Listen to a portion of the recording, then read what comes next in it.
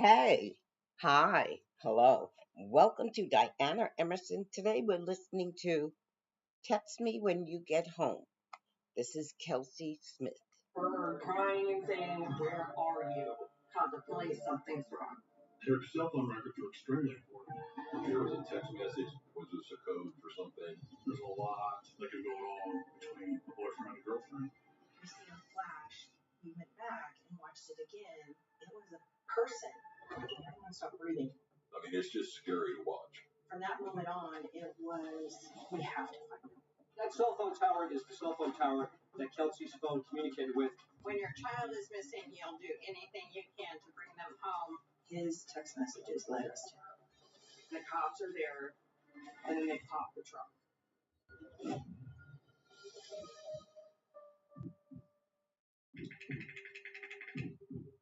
A young woman is missing tonight after leaving a bar with a stranger, then texting help to a friend.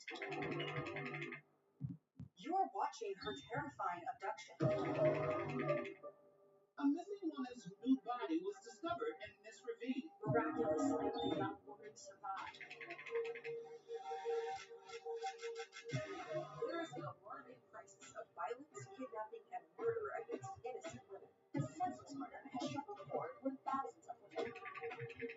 This has sparked a global movement online of women sharing their own fears. They're united under a hashtag, Text Me When You Get Home, a phrase that women are all too familiar with.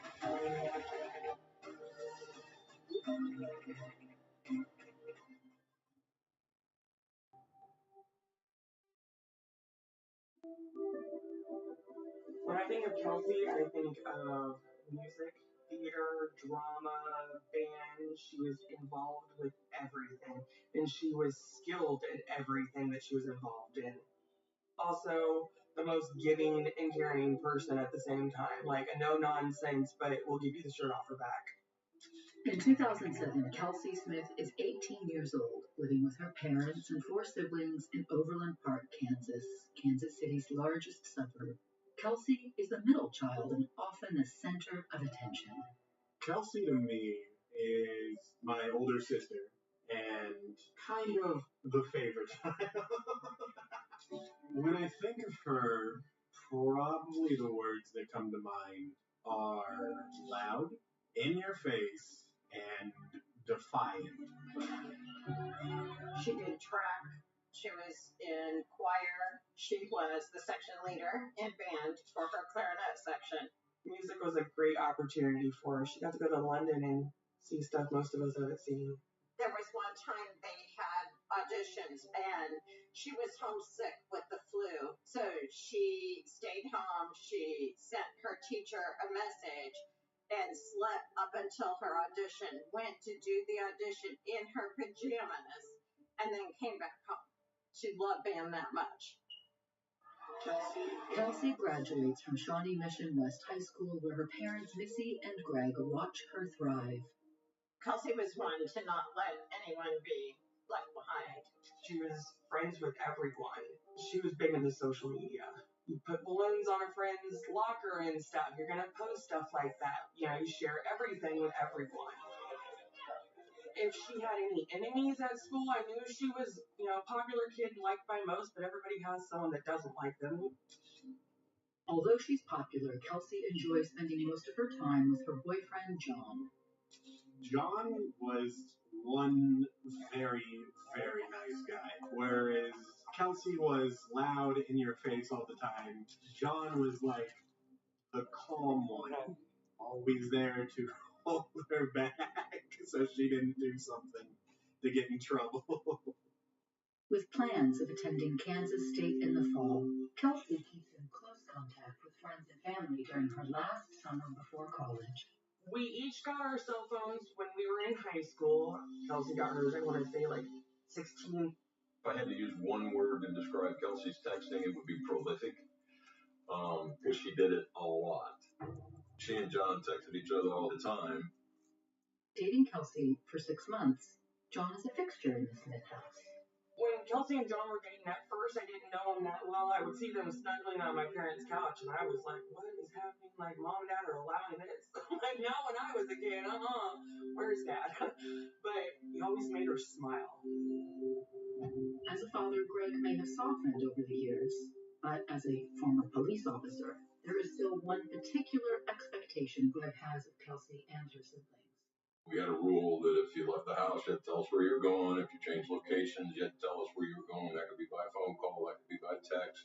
If something would happen, we knew where to start.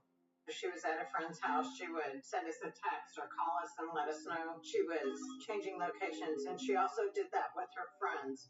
If they were running late, she made them let their parents know. She was very responsible.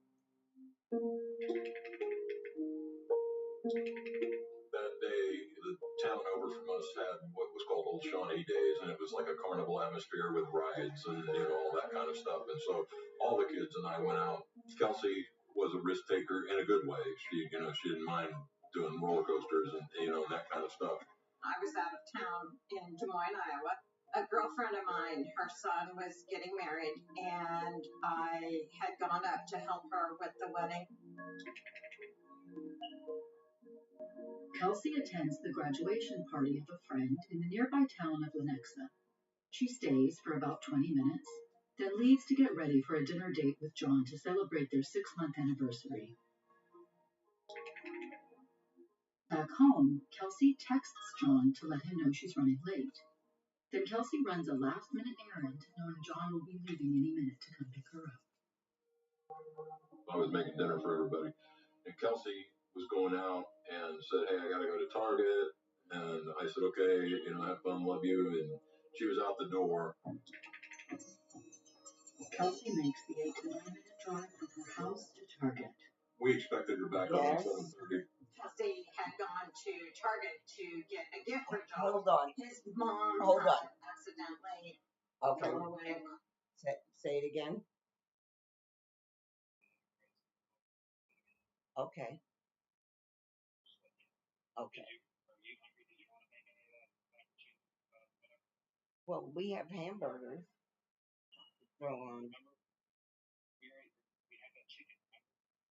Oh, right. Okay.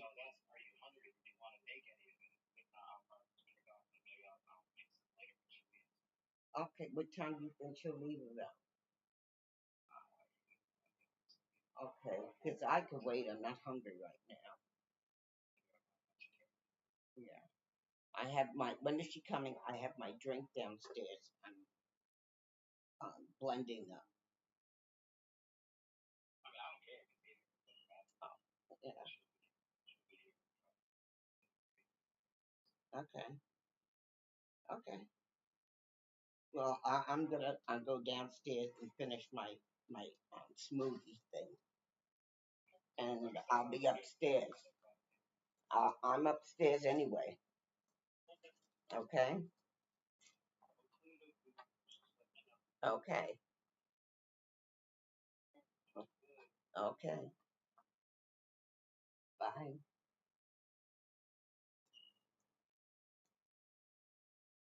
That Kelsey had written to John, which really stressed him out. So she was getting him like a scrapbook box that he could keep everything in so his mom wouldn't accidentally toss out what she had given him. Whoops. At 7 p.m., Kelsey phones her mom, Missy.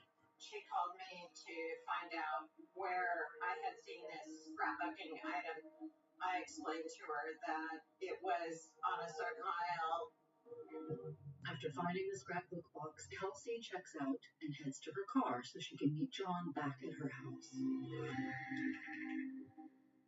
When Kelsey doesn't return as expected, John, Kelsey's sister Lindsay, and her father Greg become concerned. John was over here waiting on her, and she wasn't there, and so I started calling and texting, and Lindsay was calling and texting, John was calling and texting, and she's not answering, which was totally out of character. Lindsay and John hop in his car and drive around Target and nearby stores looking for Kelsey's car. It's a 1987 Buick Regal. In that year, her car had broken down. I thought, well, maybe car car broke down or something like that. So wasn't too awful concerned yet. But with every minute that passes, the family's concern increases. Lindsay calls her older sister, Stevie. She says, "Have you heard from Kels?" And Kels and I don't communicate often unless it's about family stuff. So I'm like, why would Kelsey call me? And that's when she said, "We haven't heard from Kels. We don't know what's going on." 45 minutes since anyone has heard from Kelsey. John and Lindsay return home after their search comes up empty. It's almost like a gut feeling from the instant, like something's not right. As soon as Lindsay called me to say Kelsey was missing, I'm calling her, texting her, blowing up her phone, yelling at her, crying and saying, "I don't care where you are. We just, where are you?" By 8 p.m., the family is in a heightened state of alert. 30 minutes and she's late. I was calling different police departments around the area saying, hey, have you guys had contact with this car, this license plate number, has there been any accidents? That wasn't calling to report her missing. That was me being a cop is what that was. Kelsey's sister, Lindsay, checks in to see if her mom has heard from Kelsey. I said, well, Kels was at Target, and she said, well, she's not answering her phone. And I said, call John. And she said, Mom, John is here at the house. And my immediate response was, call the police, something's wrong.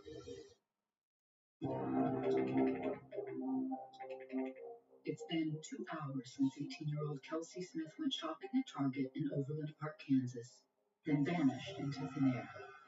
Increasingly distraught, her entire family is searching for any indication of where she might be. Kelsey's mom, returning home from an out-of-town wedding, immediately calls Kelsey's cell phone provider. When I pulled in, I started calling to say, I need you to ping this phone, my child is missing. And their response to me was, we can't do that. And I'm telling them, I need you to help me find my child. Almost 4 hours since Kelsey vanished, Greg calls authorities to report his middle child is missing. Around the same time, Kelsey's grandparents make an unnerving discovery. My mom and dad found the car across the street at the mall. Kelsey's Buick is found in the parking lot of Macy's, half a mile from Target. Lindsay and John arrive at her car, then call Greg to let him know. Hey, Dad, John and I are with the car. Mimi found it, and John wants to go inside and look at it. And I said, don't let him touch that car. Kelsey's not here. She's not responding to anything. Her car's someplace it wasn't expected to be. Everything in my mind is screaming crime scene. Greg phones police again to relay Kelsey's car has been found. I called the police, and we headed straight out to the mall and met the police as they were responding out there at the car. My best friend drove me up there because I was just like in a panic at the moment. The people who love Kelsey most converge at her car. Police examine the vehicle. Her purse was in the car. Her gift for John was in the car. They did not find Kelsey's keys, and they did not find her phone. And there's like the handle from a bag hanging out of the trunk. That was uncharacteristic to have something hanging out of the trunk like that. My concern was she was in the trunk. We brought a spare set of keys. It was very surreal because you want your child to be in that trunk so you know where she's at, but you don't want her to be there. I was hoping that she was tied up, gagged, and that's why we couldn't hear anything or no noises coming from the trunk. We're all at the vehicle, and the cops are there, and then they pop the trunk. When you don't see her, I drop to the ground. Like, you just knew, this is serious. This isn't just, she's late or something. When they opened the trunk, she wasn't there. My heart dropped. Police take Kelsey's car in for processing. The Smiths head to the police station for questioning along with Kelsey's boyfriend, John. 5 hours after Kelsey disappears, Detective Bob Miller is assigned to her case. I got a call at midnight from my boss, and he said there was a strange disappearance of a young lady from Oak Park Mall, and they had located her car. He wanted me to come in and start helping patrol and begin the interviews. The first people Detective Miller questions are Kelsey's parents, Missy and Greg. We took them into an interview room. There's a mirror, there's cameras up on the wall, and that's when I looked at it and I said, we're suspects right now, that they're listening to us. And I said, I'm not going to do it, interview me, and then get out there and find my child. Their comments in the story just was very genuine, and you could tell they were just kind of trying to hold it together. Investigators turned their attention to Kelsey's boyfriend, John. When it came to suspects, I wasn't thinking about John. He's just such a wholesome kid that you would never think anything like that. Detective Miller and his colleague, Detective Bridges, have a different take. The situation is you have an 18-year-old who just graduated from high school and her boyfriend of the same age. We did not know if this was her intentionally wanting to go somewhere and not be found. Just because of his relationship, and I had knowledge of how these things went in the past, I had an idea. So until he proved us wrong, he was the initial focus. Investigators grilled John for answers. We learned John had given Kelsey a promise ring. We also knew that she was going one way for school and he was going another way. Knowing human nature, people's emotions come into play, and there's a lot that can go wrong between a boyfriend and girlfriend. Well, maybe she's pregnant and they don't want mom and dad to know. And they've got to figure out a plan. So part of that plan is she disappears for a little while. Not convinced he could be eliminated after the initial interview, detectives questioned John a second time, looking to break him. In the second interview, he was willing to hand us his phone and show us his text messages. He was texting her, please call me. It didn't immediately rule out John as a suspect when we saw the text, because it still could have been part of the plan of deception if they had planned this together. One text in particular draws the attention of authorities. The text message actually said, I guess his parents own some property somewhere. If you're mad or upset, come meet me at this spot. Don't have to tell anybody else. What was texted was somewhat cryptic, and so they were wondering what it really meant. Was this a code for something? As open as he was, and with his concern, and that was the point we were like, well, maybe it's not him. Because we did see the context of the text messages. But it took that second interview with John to be able to decide that amongst ourselves. From the very beginning, Greg and Missy Smith said it was not John. They were both very credible. In totality, all of that information makes you put John on the back burner. My name is John Byersmith. Kelsey was my girlfriend at the time and my best friend. Fortunately for me as a suspect, I was with her family the entire time. As we got later into the night, like, hey, I'm sorry if I did anything, I think, like, if just, what can I do? So probably went from, hey, where are you, to just maybe more desperation. Police request John's phone records confirming his location, and John is dropped as a suspect. It was definitely tough to get those questions on where was I at and what was I doing. There were a couple people that said that it was me, that like almost case closed. So I just wanted to run outside and tell people like, hey, let's move off of this and let's actually try to find who this person is. Back home, Missy and Greg continue their efforts to locate Kelsey's phone. All we really had was our daughter's car's there and our daughter's not there. There's no concrete evidence that a crime's been committed. She's just missing. We needed the cell phone provider to help us with the history of where her phone had made contact so we could maybe find her. And I couldn't get them to understand. Yeah, Kelsey's 18, but the plan's in her parents' name. Why can't we trace this phone? When your child is missing, you'll do anything you can to bring them home. I just kept calling over and over, please help me find my child.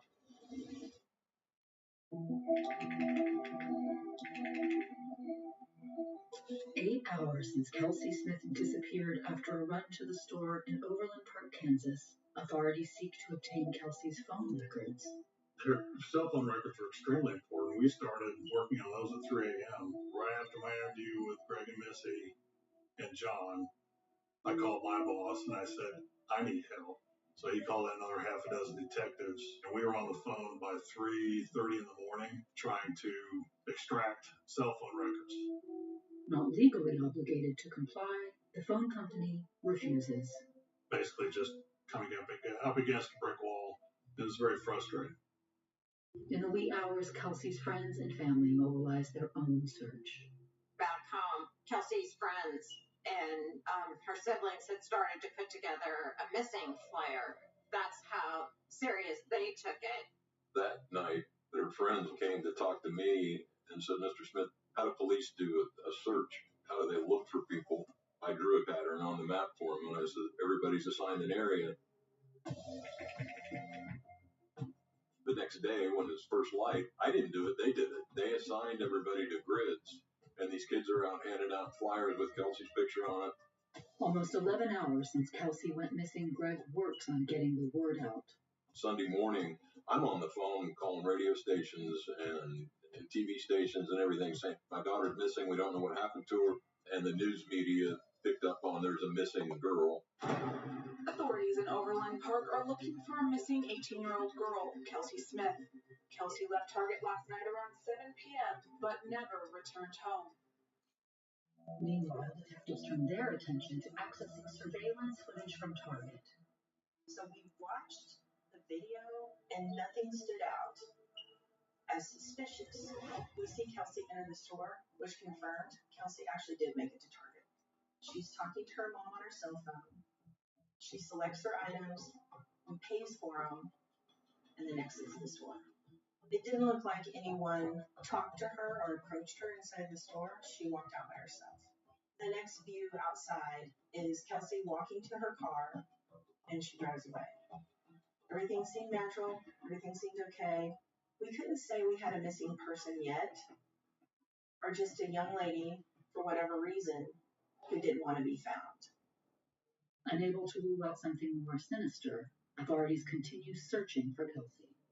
We had set up a hotline right away through dispatch to take leads, to take phone calls. The first 24 hours, we got like 11 leads. It was nothing. It was dead end almost right away. 2 days since Kelsey vanished, her family works around the clock to amplify the public's awareness. Mom and Dad dealt with nationwide news. I dealt with local news. Lindsay dealt with volunteers. We all had our role to play. We knew we had to keep her name out there. As news of Kelsey's disappearance spreads, people from Overland Park and beyond show up in droves. We had like 400 people coming out to Target and help look for Kelsey. Companies, businesses came by and dropped off food and water. We really didn't know what kind of community we lived in until this happened. Hundreds of people came out of nowhere to come search for my sister, and I don't know any of these people, but these people are all family now. Meanwhile, detectives leverage every technological resource to re-examine the footage from Target's outdoor surveillance cameras. We moved to another larger building, the command center. The command center was a much larger facility. We had projectors and technology that allowed us to view the video in a much larger format. It was the size of the wall. We were all standing there watching it. We could now see Kelsey walk to her car, put her packages in the driver's side door, walk around the rear of the car, and as she's at the driver's side door, you see a flash enter from the left side of the screen. Everyone kind of stopped talking, and it was, wait a minute, what was that? A video glitch? We honestly did not know what it was. I remember to this day, so we went back and watched it again and realized it was a person that was running from out of the frame, and they ran up to Kelsey as she was getting in her car. All we could see was a blur that looked like someone with a light or white colored shirt and dark colored shorts. It was like a moment where I think everyone stopped breathing for just a split second or two, and then we realized what we had. This just got real. From that moment on, it was, we have to find her. Not just that she's somewhere that she doesn't want to be found, she's somewhere somebody took her. It was really a pivotal moment because that is when we knew we had an abduction. Authorities immediately go back to the video of Kelsey inside Target, and it becomes clear Kelsey was not alone in the store. She was being stalked. We see her enter the store, and shortly after, Kelsey is seen in the video Then you also see this male who's right behind her that's wearing a white shirt and blue shorts. Everywhere Kelsey goes in the store, a short time later, this male follows. It was like watching a lion stalk its prey. It was almost a sickening feeling for me because I knew his intentions were not good. Once he noticed she was going to the checkout stand, they walked out the door. And as he does, the video captures him from the front, and that's when we get a pretty good physical description of him. That's who we knew we were looking for.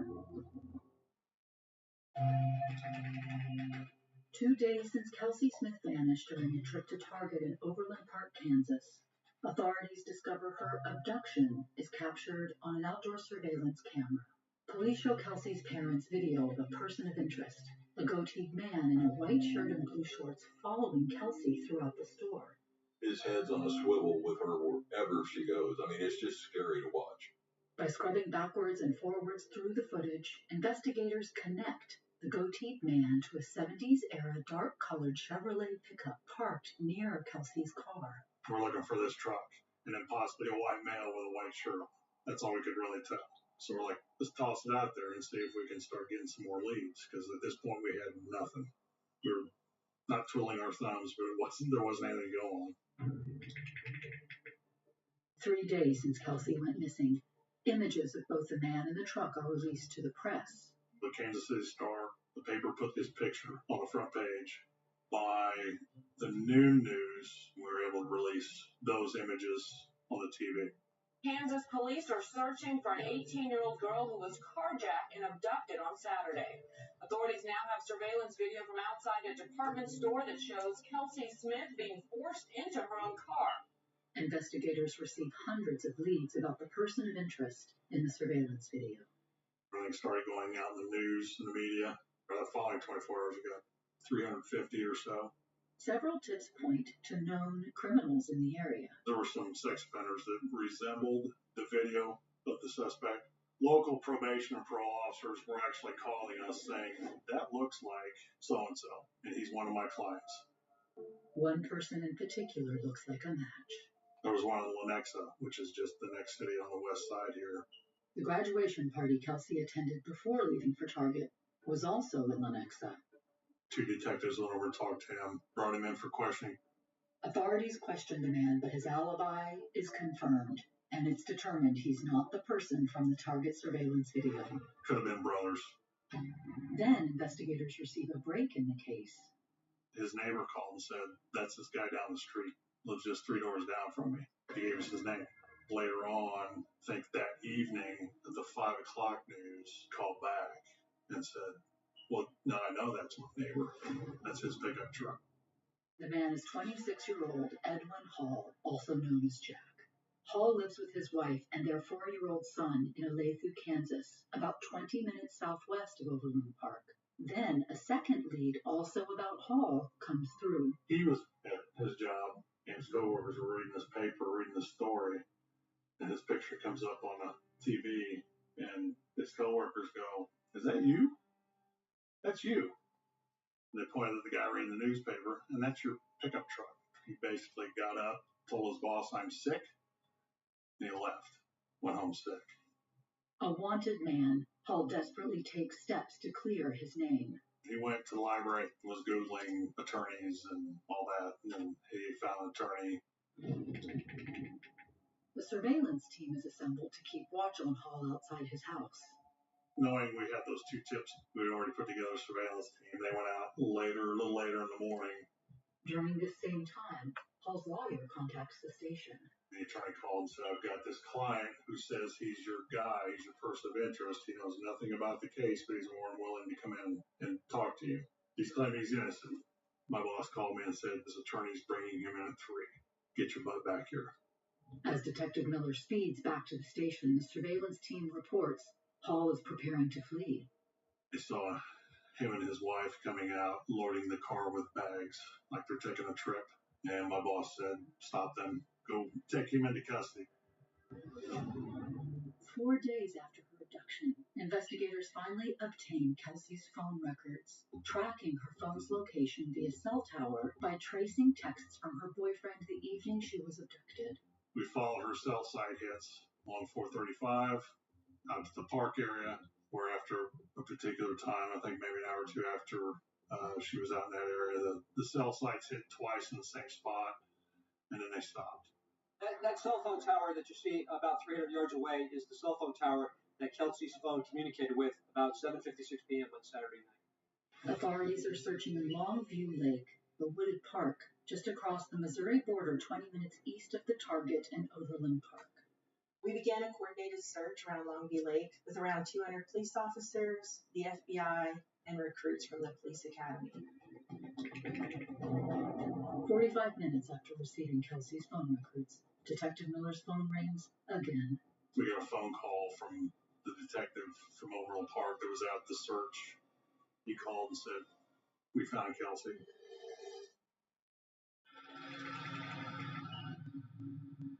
Four days after Kelsey Smith's abduction from Target, Edwin Hall is in police custody, identified as the man seen following Kelsey through the store. Moments before questioning Hall for the first time, authorities track Kelsey's phone via cell tower pings. Zeroing in on a quarter-mile square area, their search comes to an end. We got a phone call from the detective from Overland Park that was out the search, and I was probably a mile from that area. He called and said, "We've got crime scene B out here. We found Kelsey's body." Her body is discovered in a wooded park 20 miles away in Missouri. When we found Kelsey, she was discovered nude and covered with branches. She had a gray belt tied around her neck. Her clothing was found about 100 feet away from where her body was found. What we later discovered is that she had been sexually assaulted and strangled with that belt. We didn't realize how vital it was that John was sending her text messages. I believe the text messages that I had sent her were used to help triangulate. Because we were able to follow the pings down the highway, because John was texting her, "Please call me." That ended up being the saving grace because it led us to her. His text messages led us to her. Round-the-clock media attention, so vital to the case, now becomes the enemy. The chief of police and another law enforcement officer came up, and they said, "Where are your parents? So we need to talk to them." And it was just a look on their face. Police race to let Missy and Greg know that Kelsey's body has been discovered before they hear it on the news. My question was, is this something we need to brace for?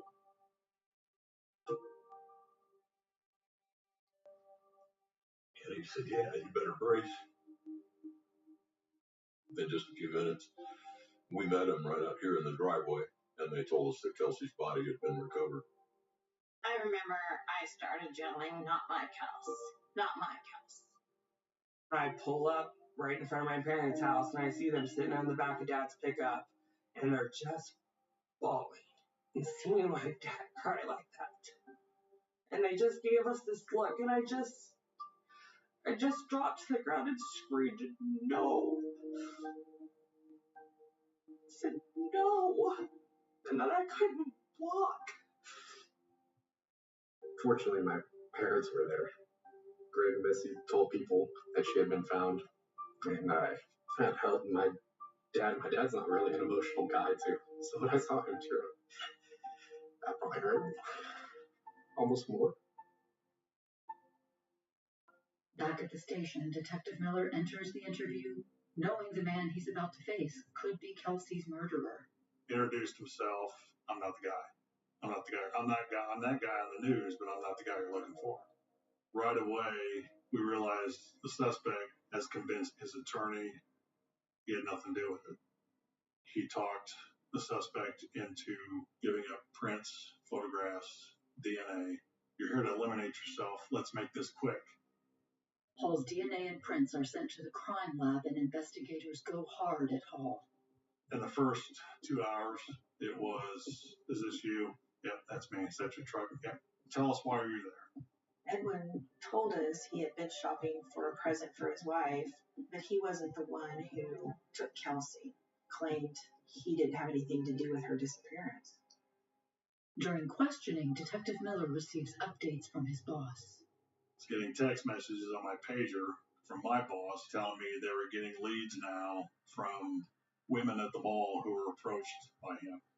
That's the guy that came up and was asking us those weird questions at the mall. One caller is a local server who verifies Hall harassed her, then skipped out on his bill. He admitted to, we call him a dine and dash, at a local restaurant around the mall, ordered food and a drink, and then walked away from his tab. But other than that, Hall maintains he didn't speak to or meet with anyone. We were dangling things in front of him, trying to get him to bite, and he just wouldn't do it. He was pretty smug most of the time, which was kind of pissing me off. Kind of came across as thinking he was the smartest person in the room. After 2.5 hours with no concrete proof linking Hall to Kelsey, detectives take a break. We had photos and the admission that he was at the mall and at Target, but we had nothing else. No witnesses, nothing. Get a page from my boss, call me now. So I call him, and he said the Johnson County Crime Lab has matched the thumbprint on the back of the seatbelt buckle of her car. His thumbprint. I got a rush. I got an adrenaline dump. It was bad, so I had to calm myself down. Went to the bathroom, splashed a little water on my face, just kind of flush it out.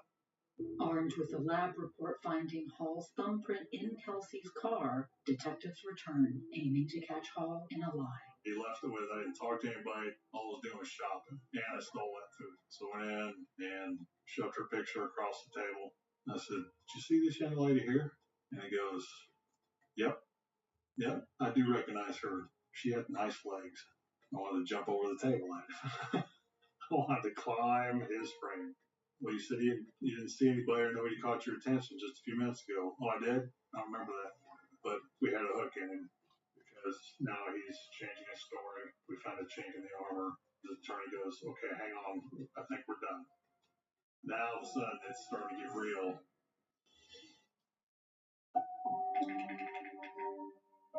4 days after she was abducted, Kelsey Smith's body is discovered.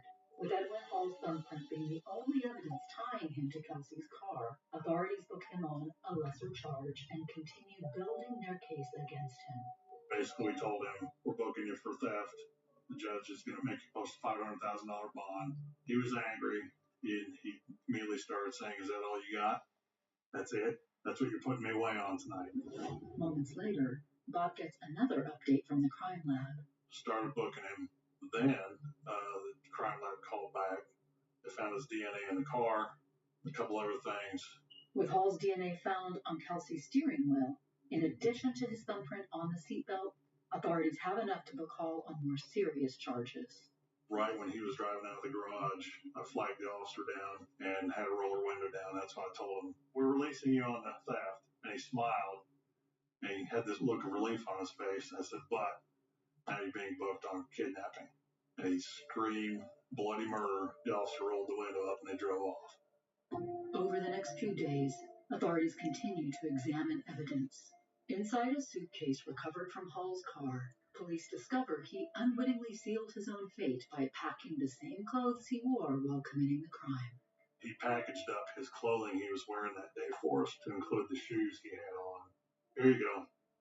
With her DNA matched on his clothing, Hall is charged with the murder of Kelsey Smith.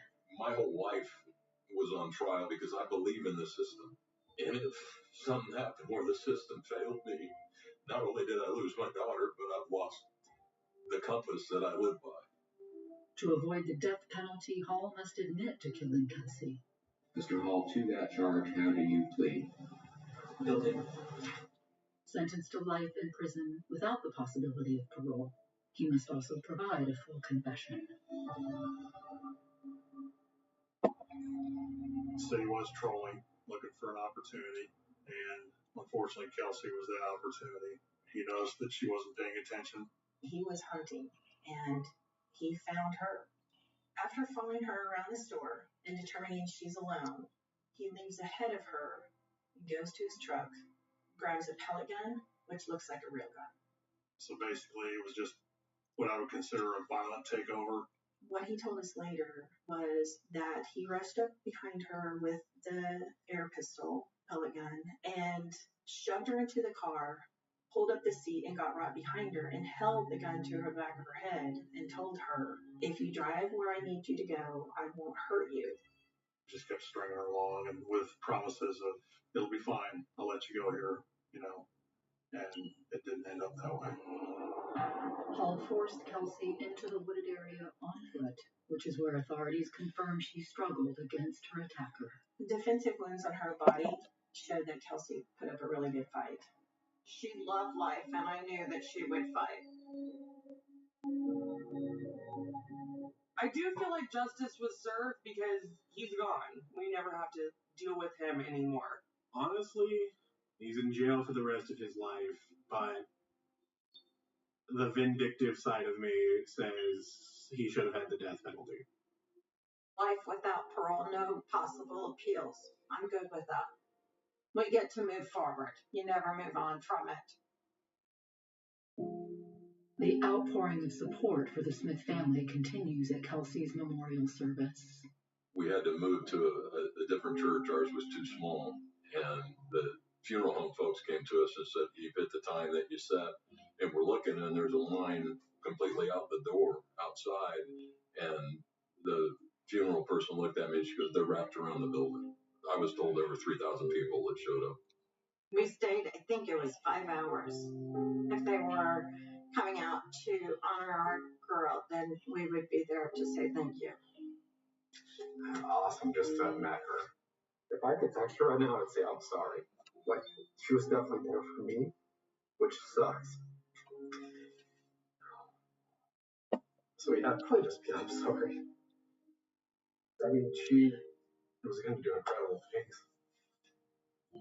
She was going to go to K-State to play in the band. Probably go on to be a great veterinarian.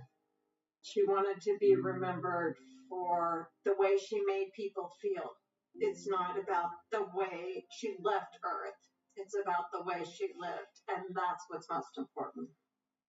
Furthering her legacy, Greg and Missy have worked to pass meaningful legislation in Kelsey's honor. The Kelsey Smith Act is a law that requires cell phone providers to release the location of a device when someone's life is at risk or they're missing. It's because police could not get that information when she was missing. I was dumbfounded. This is simply, I need to know where this device is now because somebody might die if I don't know. That's it. The Kelsey Smith Act is passed in 30 states. Because of Kelsey's law. You go missing, people can find out where you are instantly on your phone. She wanted to make a difference, and now because of her, lives have been saved. It's amazing to hear how many stories of where she's touched other people's lives.